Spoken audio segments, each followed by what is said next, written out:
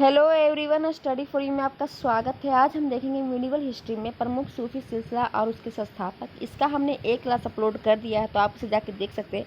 ये हमारा class number 2 है। इसमें हमारा मिडिवल हिस्ट्री का कम्प्लीटली ख़त्म हो जाएगा। फास्ट डिवीजन का सीरीज चल रहा है ये हमारा। तो 2 लेक्चर में ही हमारा जो मध्यकालीन भारत का इतिहास है वो कम्प्लीटली ख़त्म हो जाएगा। और आधुनिक भारत का इतिहास जो हमारा मॉडर्न हिस्ट्री, उसका भी फटाफट जो फास्ट डिवीजन है वो चल रहा है सीरीज, तो आप उसे जाके देख सकते हो। उसमें हमने 4 वीडियो लिए, तो 3 अभी अपलोड कर दिया गया है, चौथा हम कल करेंगे और उस मतलब कि आज करेंगे। और हमारा वो मॉडर्न हिस्ट्री कम्प्लीटली ख़त्म हो जाएगा। और प्राचीन भारत का इतिहास हमने अपलोड किया हुआ, तो आप उसे भी जाके देख सकते हैं। और उसमें 1-2 क्लास और लेना है, तो आप हम देखेंगे। और साइंस का भी चल रहा है, तो आप जाके देख सकते हैं। प्ले लिस्ट में बहुत से क्लास चल रहे हैं जो कि फास्ट डिवीजन का है, तो आप जाके देख सकते हैं। तो ये स्टार्ट करते बिना देरी के, उससे पहले चैनल पर नए चैनल को सब्सक्राइब कर लीजिए, वीडियो को शेयर और लाइक कर लीजिए। तो आज हम देखने वाले हैं प्रमुख सूफी सिलसिले और उसके संस्थापक। तो हमने ये सब देख लिया था पिछले वीडियो में, तो आप इस सब देखने के लिए जो ये हमारा 10 पेज है, 12-13 पेज ये हमने पीछे देखा हुआ, तो आप उसे जाके पीछे क्लास में देख सकते हैं। ये सब हमने टोटली देख लिया है। तो आज हम यहाँ से स्टार्ट करेंगे। तो यहाँ से स्टार्ट कर लेते हैं। जो 2-4 पहले ये भी हमने पढ़ा हुआ, फिर भी एक बार और देख लेते हैं। भगवान राम पर केंद्रित भक्ति आंदोलन के अग्रदूत कौन थे? तो ये रामानंद जी थे। और रामानंद जो है ये कबीर के भी गुरु होते हैं, तो आप याद रखिएगा। 15वीं शताब्दी के दौरान असम में वैष्णव संप्रदाय के प्रमुख समर्थकों में से एक थे, तो ये शंकर देव थे। बीजक किसके द्वारा रचित हुई है? तो बीजक जो है ये कबीर दास ने रचा है। तो ऑप्शन नंबर हमारा ऑप्शन नहीं, तो इसका आंसर कबीर दास हो जाएगा। सूफी संत के मकबरे को दरगाह कहा जाता है, तो ये आप ध्यान रखिएगा। जो सूफी संत हैं उनके मकबरे को दरगाह कहा जाता है। ख्वाजा मुइनुद्दीन चिश्ती की दरगाह किस शहर में स्थित है? तो राजस्थान के जो अजमेर है वहाँ पे ख्वाजा मुइनुद्दीन चिश्ती की दरगाह स्थित है, तो ये भी आप ध्यान रखिएगा। अब हम पढ़ेंगे आज का प्रमुख सूफी सिलसिला और उसके संस्थापक। तो ये क्वेश्चन आपके बहुत महत्वपूर्ण है। जो चिश्ती संप्रदाय है इसके संस्थापक ख्वाजा मुइनुद्दीन चिश्ती थे। सोहरावर्दी के जो संप्रदाय है इसके जो संस्थापक अब्दुल नजीम अल सोहरावर्दी थे। तो ये सब क्वेश्चन पूछा जाता है, तो ये आपके लिए बहुत महत्वपूर्ण होने वाला है। कादरी संप्रदाय के जो संस्थापक थे वो शेख अब्दुल कादिर जीलानी थे। और शतारी जो संप्रदाय थे इसके संस्थापक शेख अब्दुल्ला शंतारी थे। फिरदौसी संप्रदाय के जो संस्थापक थे वो बहरुद्दीन थे, इन्हें शेख शरीफुद्दीन भी कहा जाता है। और नक्शबंदी के जो संप्रदाय के संस्थापक थे वो ख्वाजा बाकी बिल्ला थे। अब हम देखेंगे सूफी संत और उनकी उपाधियाँ के बारे में। ये हमारा सूफी संत है और ये उनकी उपाधियाँ हैं। जो ख्वाजा कुतुबुद्दीन बख्तियार काकी है, इन्हीं के नाम पे कुतुब मीनार बनाए थे। कुतुब मीनार जो मस्जिद है ये गुलाम वंश का जो होता है कुतुबुद्दीन ऐबक, वो बनाते हैं अपने गुरु के, तो ये कुतुबुद्दीन बख्तियार काकी के नाम पे बनाते हैं। और इनकी जो उपाधि है वो कुतुब उल आफ्ताब है। नेक्स्ट हमारा शेख हमीद उद्दीन नगौरी, तो इनकी उपाधि का नाम है सुल्तान तारकीन। शेख निजामुद्दीन औलिया को महबूब ए इलाही और सुल्तान उल औलिया कहा जाता है। शेख सिराजुद्दीन उस्मानी को आईना ए हिंद कहा जाता है। शेख नसरुद्दीन मोहम्मद को चिराग दहलवी कहा जाता है। शेख सलीम चिश्ती को शेख उल हिंद कहा जाता है। अब्दुल कादिर जिलानी को पिरान ए पीर महबूब शुभानी और शेख अहमद सरहिंदी को मुजाहिदीन अलिफ सानी कहा जाता है। तो एक बार हम इसे और देख लेंगे ताकि आपको अच्छे से याद हो जाए। तो ख्वाजा कुतुबुद्दीन बख्तियार काकी को क्या कहा जाता है? तो कुतुब उल आफ्ताब। शेख हमीद उद्दीन नगौरी को क्या कहते हैं? तो सुल्तान तारकीन। शेख नजमुद्दीन औलिया को क्या कहा जाता है? तो महबूब ए इलाही और सुल्तान उल इलाही औलिया। फिर नेक्स्ट हमारा शेख सिराजुद्दीन उस्मानी को क्या कहा जाता है? तो आईने हिंद कहा जाता है इनको। शेख नसरुद्दीन मोहम्मद को क्या कहा जाता है? तो चिराग दहलवी कहा जाता है। शेख सलीम चिश्ती की उपाधि कौन सी है? तो शेख उल हिंद है। अब्दुल कादिर जिलानी की जो उपाधि है वो पिरान ए पीर और महबूब शुभानी, ये दोनों हैं।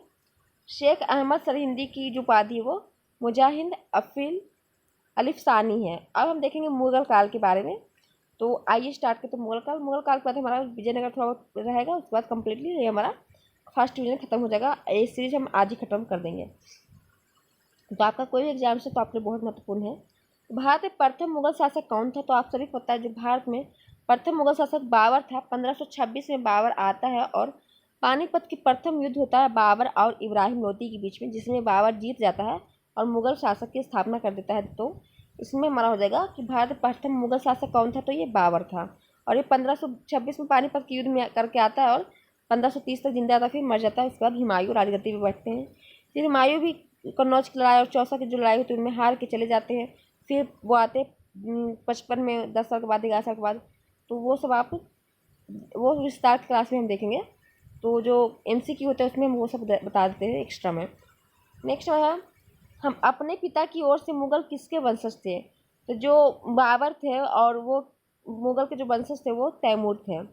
अपनी माता की ओर से मुगल किसके वंश से थे, तो जो बाबर है उनके पिता तैमूर थे और माता जो थी वो चंगेज खा, मतलब चंगेज वंश की थी। तो चंगेज खा हो जाएगा हमारा। मध्यकालीन भारत में बाबर ने पहली बार पानीपत के प्रथम युद्ध में तोपों का प्रयोग किया था। तो ये क्वेश्चन बहुत बार पूछा जाता है कि बाबर ने जो पानीपत के प्रथम युद्ध है उसमें कौन सी युद्ध का मतलब कि इस्तेमाल किया था, तो तोपों का प्रयोग से वो जीत भी गया था। तो इसमें हमारा तोपों का प्रयोग ये याद रखेगा। पानीपत की प्रथम जो लड़ाई थी, बैटल ऑफ पानीपत, 1526 में बाबर ने किसकी सेना का सामना किया था, तो पानीपत की जो प्रथम लड़ाई होती है वो बाबर और इब्राहिम लोदी के बीच में होती है। आपको एक पता है पानीपत की 3 लड़ाई हुई है। एक तो 1526 में हुई है, दूसरा 1556 में हुआ है और तीसरा हुआ है 1761 में। जो पहला हुआ ये बाबर और इब्राहिम लोदी के बीच होता है। दूसरा जो हमारा होता है ये अकबर और हेमू के बीच होता है। और तीसरा जो होता है मराठा और अफगानों के बीच होता है। तो ये तीनों आप याद रखिएगा। और पानीपत की लड़ाई में ये तो हमें देख लिया। राणा सांगा और बाबर के मध्य खानवा की लड़ाई किस वर्ष हुई थी, तो खानवा की जो लड़ाई हुई थी राणा सांगा और बाबर की, ये पानीपत के ठीक 1 साल बाद होती है, 1527 में। 1529 में घाघरा की लड़ाई में मुगल बादशाह बाबर ने किसे हराया था, तो घाघरा की लड़ाई 1529 में होती है और महमूद लोदी को बाबर हरा देता है। तो ये हमारा याद रखिएगा। बाबर का स्मरण या बाबरनामा, जिसे तुझके बाबरी के नाम से भी जाना जाता है, उसने किस भाषा में लिखी है, तो तुझके बाबरी है। इसका जो लिखा हुआ है वो तुर्की भाषा में लिखा है और ये बाबर ने लिखी है अपनी आत्मकथा। और इसे फारसी में फिर जो खाने खाना आता है वो इसे फारसी में अनुवाद करता है। हुमायूं को परास्त कर दिल्ली पर अपना राजवंश किसके द्वारा स्थापित किया गया था, तो शेर शाह सूरी के द्वारा किया गया था और इन्होंने हुमायूं को हटा के सूरी वंश की स्थापना कर दी थी।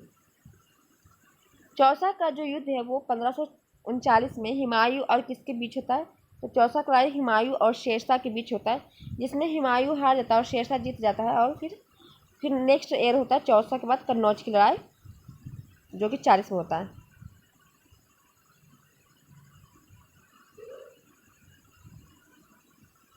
शेरखान ने हुमायूं को 1539 में और 40 में किन 2 स्थानों पर पराजित किया था, तो पहली लड़ाई चौसा की हुई थी 1539 में और 40 में फिर कन्नौज की युद्ध था। इन दोनों में क्या हुमायूं हार जाता है और शेरशाह जीत जाता है और सूर्यवंश की स्थापना कर देता है।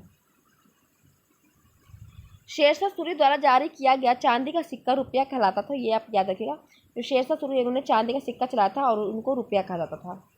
शेरशाह सूरी का मकबरा कहाँ है, तो शेरशाह सूरी का जो मकबरा है बिहार के रोहतास जिले में सासाराम में है।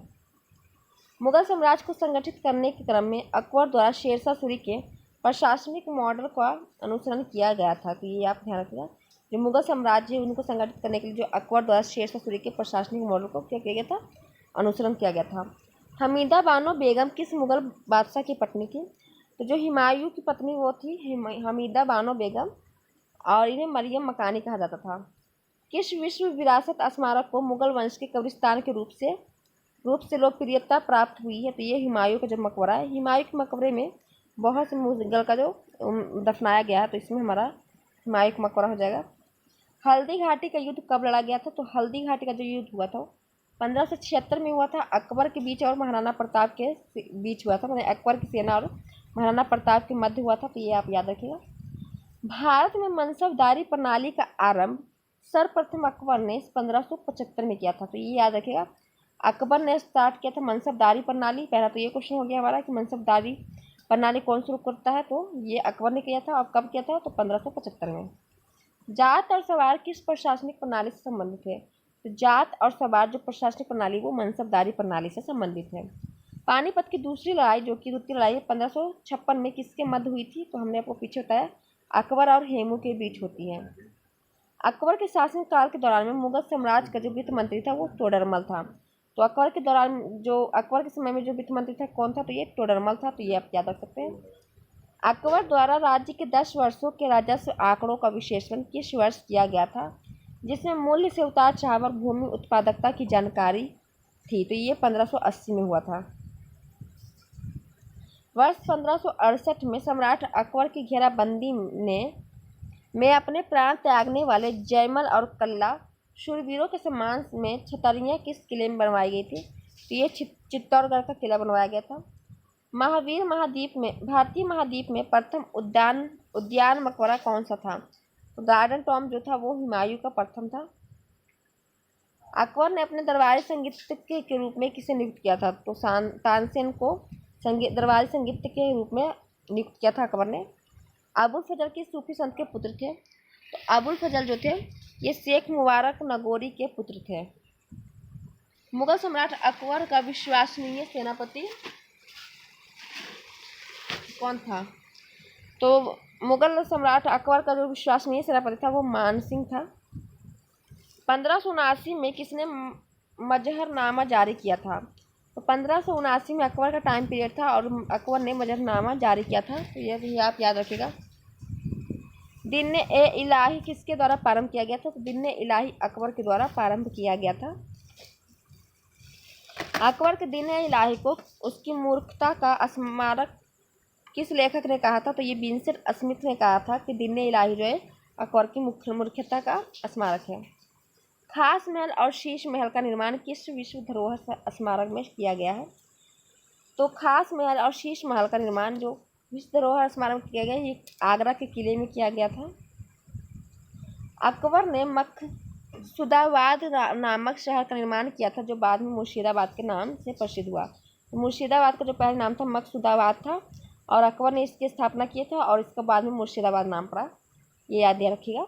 आगरा की किस मस्जिद पर बंगाल शैली का प्रभाव माना जाता है? तो आगरा की जो मस्जिद है नगीना मस्जिद, इस पे क्या है, बंगाल शैली का प्रभाव माना जाता है।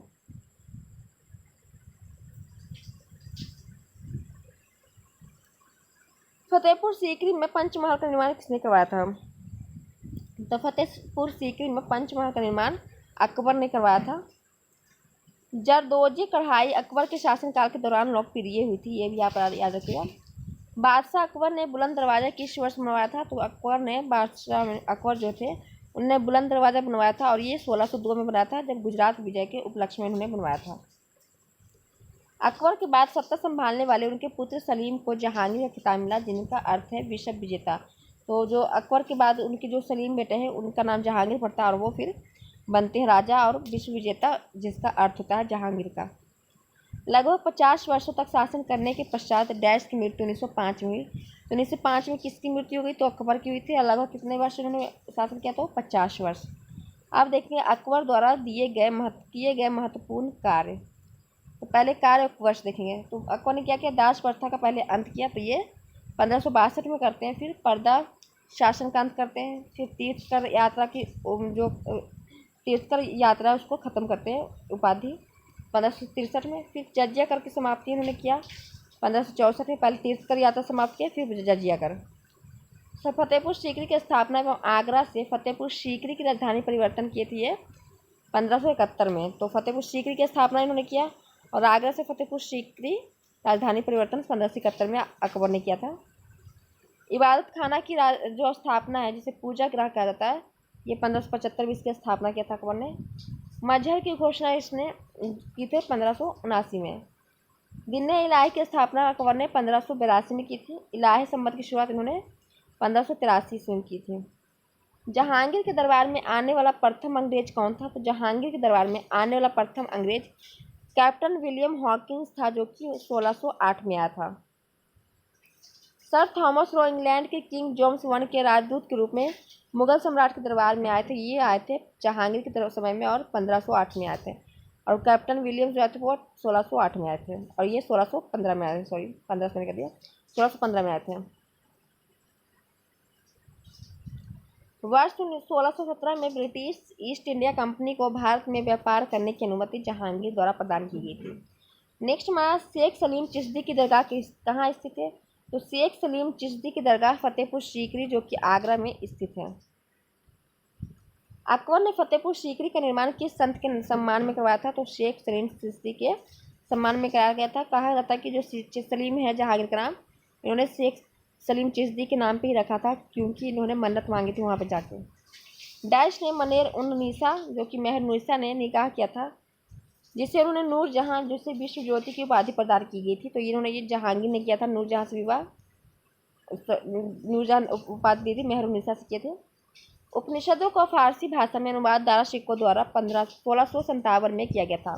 जो उपनिषद है इसकी जो फारसी में भाषा में इन्होंने अनुवाद किया था वो दारा शिकोह थे। और कब किए थे? तो 1657 में किए थे। शाहजहां के शासनकाल में भारत आने वाला विदेशी यात्री कौन था? शाहजहां के शासनकाल में निकोलो मनुसी जो है भारत आते हैं। फ्रांसीसी यात्री फ्रांसवा बैनियर किसके शासनकाल में भारत आए थे? फ्रांसवा बैनियर जो कि फ्रांस के शासक ये यात्री थे फ्रांसीसी, और जहांगीर के समय में 1656 में भारत आए थे। मज्म उल बहरीन पुस्तक लिखने वाला मुगल शासक कौन था? तो ये दारा शिकोह था। रत्न जड़ित मयूर सिंहासन किस वंश का अधिकार था? तो रत्न से जड़ित जो मयूर सिंहासन है ये था मुगल वंश का अधिकार। किस स्मारक को पत्थर में स्वर्ण कहा जाता है? तो पत्थर में स्वप्न जो कहा जाता है वो पंचमहल को कहा जाता है जो कि फतेहपुर सीकरी में है। ताजमहल को संगमरमर में स्वप्न कहा जाता है, ताजमहल को संगमरमर में स्वर्ण कहा जाता है। आगरा में यमुना नदी के किनारे किसने अपनी पत्नी मुमताज महल के लिए ताजमहल का निर्माण कराया था? ये सभी पता है, जहांगीर ने करवाया था। ताजमहल के परिसर में निर्मित उद्यान को डैश के रूप में जाना जाता है? तो मुगल गार्डन कहा जाता है, जिसका भी नाम बदल दिया गया है। तो आप कमेंट करके बताइए मुगल गार्डन का नाम क्या रखा गया है। शाहजहां को वास्तुकार का राजा कहा जाता है क्योंकि इनके शासनकाल में विश्व ने मुगल साम्राज्य की कला और संस्कृति का एक अनूठा विकास देखा है। औरंगजेब ने अपने पिता शाहजहां को कहाँ कैद करके रखा था? तो ये आगरा के किले में ही रखा था। औरंगजेब ने शाहजहां को मुमताज महल के जो मुमताज के लिए आगरा का किला जो बना था ताजमहल उसी में कैद करके रखता है औरंगजेब अपने पिता को। आलमगीर जो कि ब्रह्मांड का विजेता किस मुगल सम्राट की उपाधि थी? तो ये औरंगजेब ने दिया था। औरंगजेब को जिंदा पीर के नाम से जाना जाता था, तो ये आप ध्यान रखिएगा। 1665 में पुरंदर की संधि का मुख्य उद्देश्य क्या था? तो पुरंदर की संधि का मुख्य उद्देश्य था कि शिवाजी और बीजापुर के सुल्तान के मध्य विवाद के बीच बोना। देवरोई की लड़ाई अप्रैल 1659 में औरंगजेब ने किसको पराजित किया था? तो ये दारा शिकोह को किया था देवरोई की लड़ाई में, जो कि 1659 में होता है। बीबी का मकबरा जो कि ताजमहल की प्रतिमूर्ति है, ये औरंगाबाद में स्थित एक कब्र है। इसका निर्माण उनके जो शाहजहां ने अपना जो बीवी के लिए ताजमहल बनाया, तो औरंगजेब ने क्या किया कि उन्होंने सोचा कि मैं क्यों ना अपनी बीवी के लिए बनाऊँ, तो उन्होंने भी क्या किया, एक वैसे ही कब्र बनवाई जो कि बीबी का मकबरा नाम दिया गया। और इसका निर्माण औरंगजेब ने किया, जो आजम शाह ने 1651 में और 61 में के मध्य में करवाया था। औरंगजेब के बेटे ने किया, आजम शाह ने। डैश के शासनकाल में मुगल साम्राज्य अपने विस्तार के मामले में चरम पर पहुंच गया था? तो ये पहुंच गए थे औरंगजेब। असम के अहोम साम्राज्य और मुगलों के मध्य सराय घाट की लड़ाई किस वर्ष हुई थी? तो असम के अहोम साम्राज्य और मुगलों के मध्य सराय घाट की लड़ाई 1671 में हुई थी। 1739 में करनाल का युद्ध नादिर शाह और किसके मध्य लड़ा गया था? तो 1739 में करनाल का युद्ध लड़ा जाता है और ये नादिर शाह और मोहम्मद शाह के बीच लड़ा जाता है। अकबर के साम्राज्य में सेना नायक कहलाते थे? तो अकबर के जो साम्राज्य सेना नायक कहलाते थे वो फौजदार को कहते थे। अंतिम मुगल बादशाह कौन था? तो अंतिम मुगल बादशाह बहादुर शाह जफर था, जो कि 1857 में लड़ाई में नेतृत्व करते हैं और इनको फिर 1857 की लड़ाई में हार जाते हैं और इनको रंगूर जो कि म्यांमार भेज देता है और वहाँ पे इनकी मृत्यु हो जाती है। और ये अंतिम मुगल बादशाह थे। हुमायूं की जीवनी हुमायूंनामा को गुलबदन बेगम ने लिखा, जो कि बाबर की पुत्री द्वारा लिखा गया है। तो हुमायूं की जो जीवनी है हुमायूंनामा, उसकी बहन जो थी हुमायूं की गुलबदन बेगम ने लिखा है। दिल्ली का लाल किला और जामा मस्जिद के शासन की वास्तुकला की श्रेष्ठ उपलब्धियां है? तो ये शाहजहां की है। जो दिल्ली का लाल किला बनवाया और जामा मस्जिद ये शाहजहां ने बनवाया है। लाहौर में बादशाही मस्जिद का निर्माण किसने करवाया था? तो लाहौर में बादशाही मस्जिद का निर्माण अकबर ने करवाया था। आगरा की मोती मस्जिद किस मुगल शासक से संबंधित है? तो ये शाहजहां से संबंधित है। मुगल बादशाहों में आखिरी शक्तिशाली बादशाह कौन था? तो ये औरंगजेब था। अकबरनामा 3 जिल्दों में संरचित है और आईने अकबरी अबुल फजल द्वारा लिखे गए हैं। शाहजहाँ के शासनकाल में मुगलों की जो महानता का उल्लेख करते हुए चार चरम नामक पुस्तक किसने लिखी है? तो शाहजहाँ के शासनकाल में मुगलों की महानता का उल्लेख करते हुए चार चमन नामक जो पुस्तक लिखी है वो चंद्रभान ब्राह्मण ने लिखी है। तारीख दिलकुशा नामक पुस्तक के लेखक कौन है? तो ये भीमसेन है। मुगल काल में संस्कृत से फारसी भाषा में अनुवादित महाभारत को रजमनामा नाम से जाना जाता है। तो मुगल काल में जो संस्कृत से फारसी भाषा में अनुवाद किया गया है महाभारत को, उसे रजमनामा नाम दिया गया है। मुगल काल में एक प्रमुख उद्योग कौन सा था? तो मुगल काल में एक प्रमुख उद्योग सूती वस्त्र उद्योग था। अब्बाब मुगल प्रशासन के अंतर्गत जमीन पर मूल्य लगान से अधिक और अतिरिक्त लगाया जाने वाला टैक्स था। मुगल दरबार के वृत्तांत जो कि विवरण किस भाषा में है? तो ये फारसी भाषा में है। लाल किला परिसर के निर्माण की प्रेरणा फारस की राजधानी से ली गई है, तो ये भी आप याद रखिएगा। अब मुगल कालीन घटनाक्रम देखेंगे। 1526 में क्या हुआ? तो दिल्ली के जो सुल्तान इब्राहिम लोदी को पानीपत के प्रथम युद्ध हराकर बाबर मुगल बादशाह बन जाता, तो ये हमने पीछे देखा। और 1530-40 के बीच क्या होता है? तो हुमायूं के शासनकाल का ये पहला चरण था।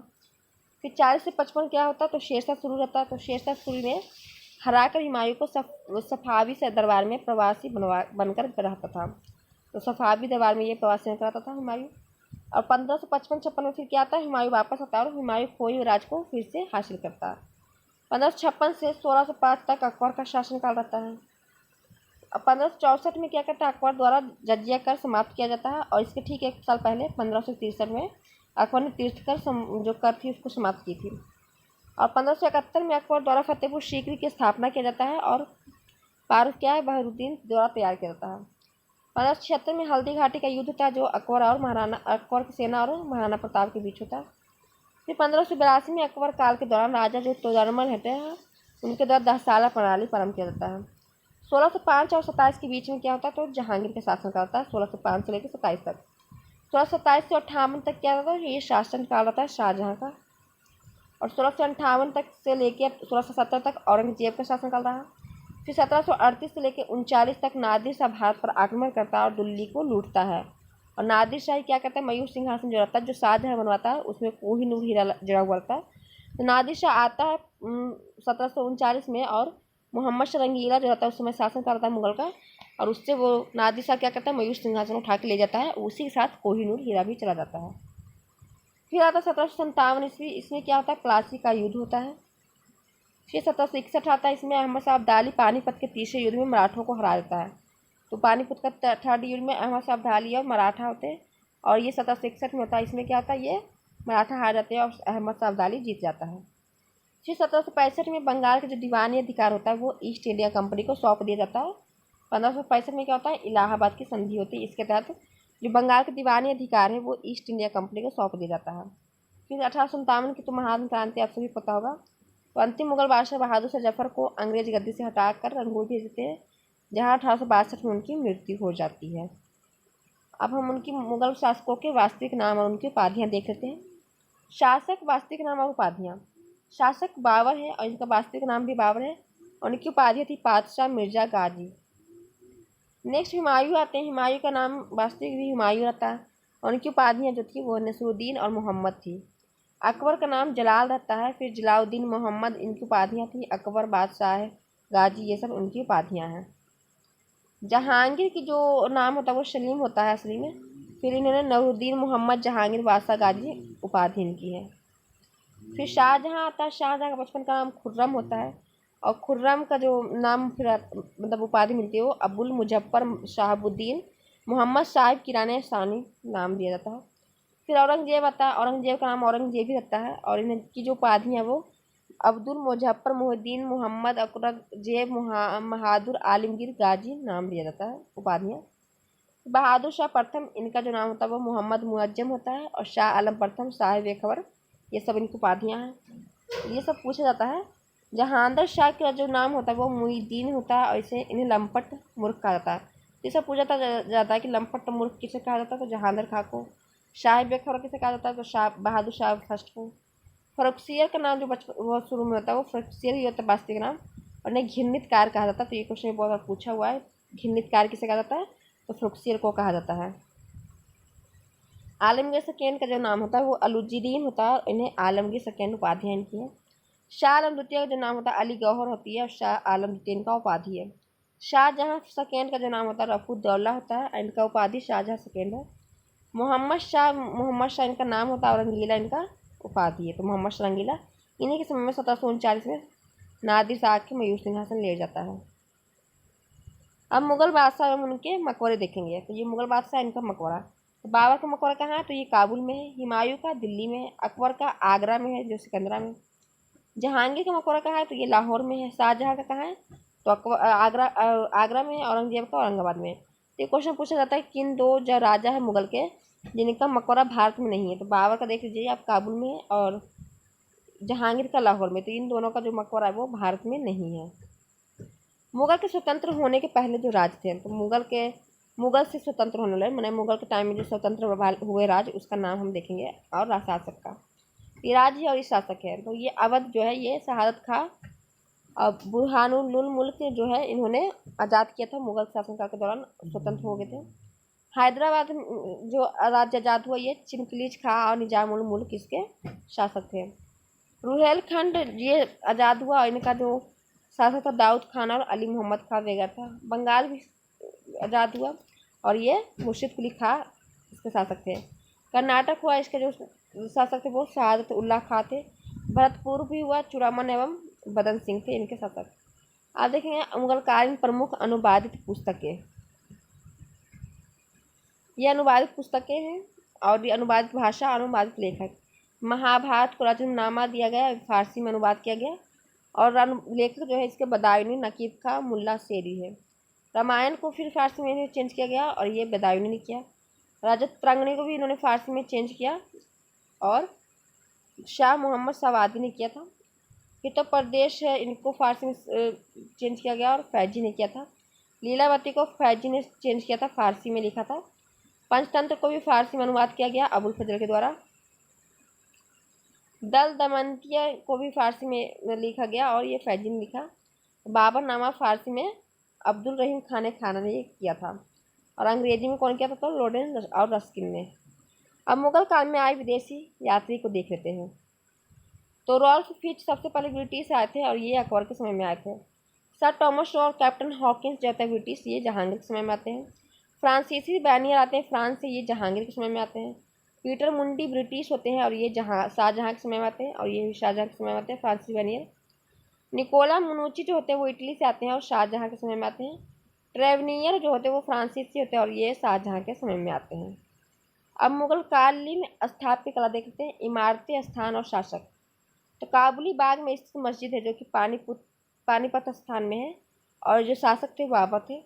संभल मस्जिद है इमारत जो कि रुहेलखंड में है और बाबर के द्वारा शासक ने इन्होंने स्थापित किया है। बाबरी मस्जिद है जो कि अयोध्या में है और मीर बाकी बाबर का जो सेनापति है उन्होंने इसकी स्थापना की है। फतेहाबाद की जो मस्जिद है वो हिसार में है और हुमायूं है। दीन पनाह भवन है जो इमारत ये दिल्ली में है और ये शासक हुमायूं के समय में बना है। पुराना किला जो कि दिल्ली में है इसे शेरशाह के द्वारा बनाया गया है। दीन पनाह भवन दिल्ली में ये हुमायूं ने बनवाया है, उसी समय बनाया। ताजमहल जो कि आगरा में इसे शाहजहाँ के द्वारा बनवाया गया है। शेरशाह का मकबरा सासाराम बिहार में है और इसे शेरशाह ने बनवाया है। हुमायूं का मकबरा दिल्ली में है, हमीदा बानो बेगम ने बनवाया इसे। आगरा का किला आगरा में है और इसे अकबर ने बनवाया था। खास महल फतेहपुर सीकरी में है, इसे अकबर ने बनवाया था। दीवान आम फतेहपुर सीकरी में है, इसे भी अकबर ने बनवाया था और दीवान खास फतेहपुर सीकरी में इसे भी अकबर ने बनवाया था। पंचमहल जामा मस्जिद ये फतेहपुर सीकरी में है, अकबर के द्वारा बनवाया गया। बुलंद दरवाजा जो कि अकबर के द्वारा बनवाया गया फतेहपुर सीकरी में। शेख नसलीम चिश्ती का जो मकबरा ये फतेहपुर सीकरी में है, अकबर ने बनवाया। इस्लाम खां का मकबरा फतेहपुर सीकरी में, ये भी अकबर ने बनवाया। इलाहाबाद का जो किला है इलाहाबाद में है, अकबर ने बनवाया था। अकबर का जो मकबरा ये सिकंदरा में है और ये जहांगीर ने बनवाया था। इत्मीदाद-उद-दौला का जो मकबरा ये आगरा में है और जो इसे बनवाया था वो नूरजहां ने बनवाया था। जहांगीर का मकबरा शाहदरा जो कि लाहौर में है, इसे भी नूरजहां ने बनवाया था। दीवान आम का मकबरा आगरा में है, शाहजहाँ के समय बना था। दीवान खास का मकबरा आगरा में है, इसे भी शाहजहाँ ने बनवाया था। मच्छी भवन शीश महल ये भी आगरा में है, शाहजहाँ ने बनवाया था। नगीना मस्जिद भी आगरा में है, ये भी शाहजहाँ ने बनवाया था। मोती मस्जिद जामा मस्जिद आगरा में है, ये भी शाहजहाँ ने बनवाया था। लाल किला दिल्ली में है, ये भी शाहजहां ने बनवाया था। दीवान आम जो कि लाल किले में है, ये भी दिल्ली में शाहजहां ने बनवाया था। मोती महल ये भी दिल्ली में है, शाहजहां ने बनवाया था। हीरा महल रंग महल ये भी दिल्ली में है और शाहजहां ने बनवाया था। रबिया उद्दौरानी का मकबरा, बीबी का मकबरा, ये औरंगजेब ने बनवाया था औरंगाबाद में। मोती मस्जिद जो कि लाल किले में है, ये दिल्ली में है, इसे भी औरंगजेब ने बनवाया था। ये सब क्वेश्चन पूछा जाता है। अब देखेंगे मुगल कालीन साहित्य और लेखक। ये साहित्य है, भाषा लेखक है। तुझके बाबरी है जो कि तुर्की में लिखा हुआ है और ये बाबर का क्या है, आत्मकथा, और इसके लेखक बाबर खुद है। हुमायूं नामा फारसी में लिखा है, जो हुमायूं बैन गुलबदन बेगम है वो लिखती हैं। तारिख रशीदी ये भी फारसी में लिखा हुआ है, इसे मिर्जा हैदर दुगलत लिखते हैं। तज़किरात रशीदी है जो कि फारसी में लिखा गया है, इसे जौहर अफ्ताबाची लिखते हैं। बगियात मुश्ताकी ये फारसी में लिखा हुआ है और रिजकुल्लाह मुश्ताकी लिखते हैं।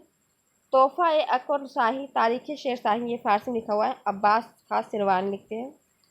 अकबरनामा फारसी में लिखा हुआ है, ये अबुल फजल ने लिखा है। तबकात अकबरी ये फारसी में लिखा है, निजामुद्दीन अहमद ने लिखा है।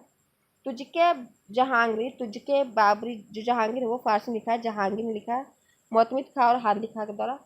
पातशाह नामा फारसी में लिखा हुआ है, मोहम्मद आमीन कजवीनी के द्वारा लिखा गया है। शाहजहां नामा लिखा हुआ है फारसी में, इनायत खां के द्वारा। मजमुल बहरीन फारसी में लिखा गया है और ये दारा सिकोन ने लिखा है। अब हम देखेंगे सिख संप्रदाय के बारे में। गुरु नानक की जो जन्म स्थली है, जिसे आज नानकाना साहब के नाम से जाना जाता है, उसको पहले क्या कहा जाता था, तो राय भाईदी दलमंडी मतलब तलवंडी कहा जाता था। तो ये आप याद रखिएगा। तो नाना साहब का जो जन्म हुआ था गुरु नानक का, वो तलवंडी में हुआ था। अमृतसर शहर की स्थारशिला किसने रखी थी, तो गुरु रामदास जी थे जो कि चौथे गुरु थे, इन्होंने अमृतसर शहर की आधारशिला रखी थी। सिख अत्याधुनिक गुरुओं में से किसके विषय में कहा जाता है कि उन्होंने जहांगीर के विद्रोही पुत्र खुसरो को सहायता प्रदान की थी। तो अर्जुन देव ने रख दिया था, सहायता प्रदान की थी खुसरो को, और फिर इनको मार दिया जाता है जहांगीर के द्वारा। तरन तारण साहिब की स्थापना किस सिख गुरु ने की थी, तो ये अर्जुन देव ने की थी। सिखों का प्रसिद्ध तीर्थ स्थल श्री हरमंदिर साहिब कहाँ है, तो ये अमृतसर में है। गुरु अर्जुन देव ने अमृतसर में स्वर्ण मंदिर के नाम पर विख्यात विश्व प्रसिद्ध हरमंदिर साहिब का निर्माण वर्ष 1588 में करवाया था। तो अमृतसर में जो आधारशिला तो रखी थी वो रखे थे रामदास, और जो गुरु अर्जुन देव है उन्होंने अमृतसर में स्वर्ण मंदिर के नाम से विख्यात हरमंदिर साहिब का निर्माण किया, और उस पर जो सोना चढ़ा हुआ है वो रणजीत सिंह ने चढ़ाया था। गुरुद्वारा पतालपुरी साहिब नदी किस नदी के तट पर स्थित है, तो पतालपुरी जो साहिब गुरुद्वारा है ये सतलज नदी के किनारे स्थित है। सिखों के 10 गुरुओं में से 5वें गुरु कौन थे, तो ये अर्जुन देव थे। खालसा पंथ की स्थापना किस गुरु ने की थी, तो गुरु गोविंद सिंह ने की थी, और इनका जो जन्म स्थल है ये पटना साहिब है, और ये 1699 में इन्होंने खालसा पंथ की स्थापना की है आनंदपुर साहिब में। ये मेरे 10 गुरु हैं, उनके नाम, उनका काल और उपाधियाँ इसमें दिया हुआ है। तो गुरु नानक देव जी का जो काल था वो 1459 से लेकर 1539 तक था, और इन्हें जन्म सिख गुरु धर्म के प्रवर्तक के रूप में जाना जाता है। अंगद देव आते हैं जो कि दूसरे गुरु होते हैं, और ये 1539 से लेकर 1552 तक आते हैं। इन्होंने गुरु जो मुख्य लिपि है उनके जनक कहे जाते हैं। अमरदास 1552 में आते हैं और 1574 तक रहते हैं, और गुरु प्रसार हेतु इन्होंने 22 गद्दी का निर्माण करवाया था। तो 22 गद्दी का निर्माण किसने करवाया था, तो अमरदास ने करवाया था। रामदास फिर आते हैं 1574 से लेकर 81 तक, और इन्होंने अमृतसर के संस्थापक के रूप में जाना जाता है। फिर अर्जुन देव आते हैं 1581 से लेकर 1644 तक, इन्होंने स्वर्ण मंदिर की स्थापना की। फिर हरगोविंद सिंह आते हैं जो कि छठे गुरु होते हैं, इन्होंने 1606 से लेकर 1644 तक अकाल तख्त की स्थापना इन्होंने किया था। फिर हर राय आते हैं जो कि 7वें गुरु होते हैं, इन्होंने 1644 से लेकर 1661 तक रहते हैं, और इन्होंने उत्तराधिकारी युद्ध में भाग लिया था। फिर हरकिशन आते हैं, इन्होंने 1661 से लेकर 64 तक रहते हैं। अल्प वयस्क अवस्था में इनकी क्या होती है, मृत्यु हो जाती है। फिर गुरु तेग बहादुर आते हैं, ये 1664 से 75 तक रहते हैं, औरंगजेब के द्वारा इन्हें फांसी दे दी जाती है। गुरु गोविंद सिंह आते हैं 1675 से लेकर 1708 तक, और इन्होंने खालसा पंथ की स्थापना की। इसके बाद क्या था, गुरु गद्दी समाप्त हो जाती है। अब हम देखेंगे मराठा साम्राज्य के बारे में। मराठा साम्राज्य के जो संस्थापक थे वो राजा शिवाजी को किस स्थान पर छत्रपति के खिताब से सम्मानित किया गया था, तो जो मराठा साम्राज्य के संस्थापक राजा शिवाजी हैं इनको छत्रपति का जो खिताब मिला था वो रायगढ़ में मिला था 1674 में। गुरिल्ला युद्ध पद्धति की शुरुआत इन्होंने ही किया था, शिवाजी ने। छत्रपति शांभाजी किस वंश के शासक थे, तो ये मराठा वंश के थे, और ये 1680 से लेकर 88 तक रहते हैं। मराठों की कराधान प्रणाली से संबंधित है, तो ये चौथ और स्वदेशमुखी है। शिवाजी महाराज के शासनकाल में मंत्रिपरिषद को अष्टप्रधान के रूप में जाना जाता था, तो ये आप ध्यान रख सकते हैं। भारत में मुगल शासक को समाप्त करने का श्रेय किसे दिया जाता है, तो ये अंग्रेजों को दिया जाता है। शिवाजी द्वारा पेशवाओं की विजय के बाद मराठा साम्राज्य की राजधानी कौन सी बन गई, तो ये पूना बन गया था। मराठा सम्राट छत्रपति शिवाजी की मृत्यु 12 अप्रैल 1680 में हुई थी, तो ये कहाँ हुई थी, 1680 में हुई थी छत्रपति शिवाजी की मृत्यु 12 अप्रैल को, तो ये याद रखिएगा। लड़ाकू पेशवा किसे माना जाता है, तो लड़ाकू पेशवा किसे कहा जाता था, बाजीराव प्रथम को लड़ाकू पेशवा कहा जाता है। अहमद शाह अब्दाली ने मराठों को किस युद्ध में परास्त किया था, तो पानीपत के तीसरा युद्ध जो कि 1761 में हुआ था उसमें। पुणे पूर्व में डैश की राजधानी के रूप में जाना जाता है, तो ये पेशवा। शिवाजी के जो पौत्र शाहू को औरंगजेब ने 1689 में कैद कर लिया था, तो ये भी याद रखिएगा। जो शिवाजी के पौत्र हैं इनको जो औरंगजेब कैद कर लेता है 1689 में, और ये शाहू जी इनका नाम होता है। एक हिंदू संत जो डैश है, इसमें दिया है कि डैश एक हिंदू संत थे जो भक्ति आंदोलन और महाराष्ट्र के बरकरी संप्रदाय से जुड़े हुए थे, तो ये कौन से थे, ये गोरा कुम्हार थे। ज्ञानेश्वर 13वीं शताब्दी के एक मराठी संत थे, इन्होंने ज्ञानेश्वर की रचना की थी जो डैश पर टीका है, तो ये भागवत गीता पे है। प्रमुख मराठा क्षेत्र और उसकी राजधानी देखेंगे। मराठा क्षेत्र राजधानी है, मराठा क्षेत्र राजधानी, तो मराठा क्षेत्र होलकर है, इसकी राजधानी इंदौर थी। गायकवाड़ की जो राजधानी थी वो बड़ोदरा थी। पेशवा की पुणे थी। भोसले का नागपुर था। छत्रपति का सतारा था। सिंधिया का ग्वालियर था। इसके बाद बाकी सब है जो कि मॉडर्न हिस्ट्री में है। मॉडर्न हिस्ट्री क्लास में आज चल रहा है, तो वो आप जाकर देख सकते हैं। तो आपको ये वीडियो कैसा कमेंट करके जरूर बताएगा। हमने आज टोटली कंप्लीट कर दिया मीडियल हिस्ट्री का जितना भी था। तो चैनल पर नए तो चैनल को प्लीज़ सब्सक्राइब कर लीजिएगा, वीडियो को शेयर और लाइक कर लीजिएगा। फिर मिलेंगे नेक्स्ट वीडियो में, तब तक के लिए जय हिंद।